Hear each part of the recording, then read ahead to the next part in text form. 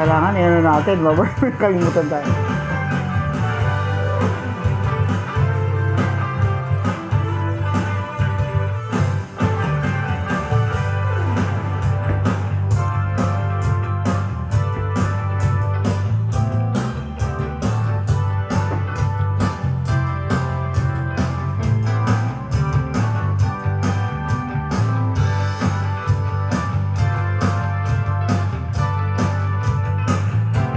Ayos, tight na.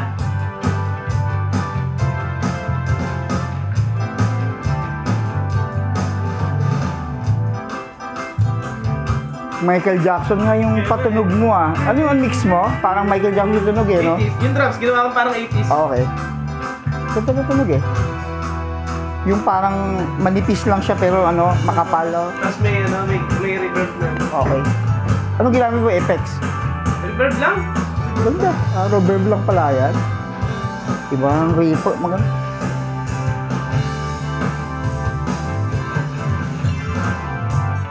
Dapat hindi na wala na tayong ma-recognize na ibang off eh. Kaya kailangan pakinggan natin nila baka tayo lumipat.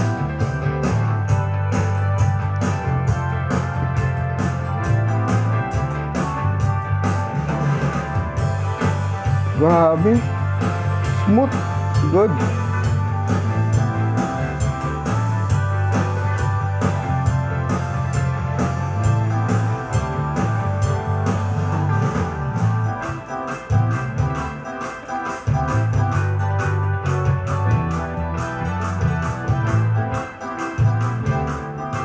Gusto ko yung ginagawa ni PJ doon. Ayos ah.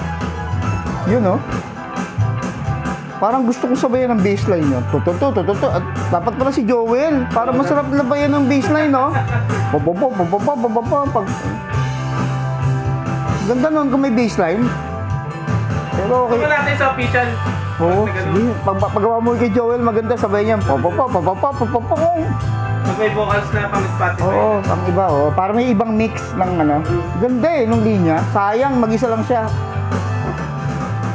Ay, at least isa na, one down for the mastering. Anong pamagat nito? Bay? Puri na lang eh. Ito yung unang song. So, apat pa, ano pa, ano, lima pa? Lima pa ba? Apat lang naman ang ano natin sa concert, no?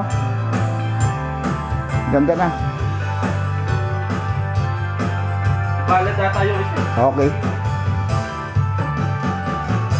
Alright, one down. Ano yung sunod natin? Render yun na yun. Oh, render mo na yan. Sayang. Baka makalimutan pa yung...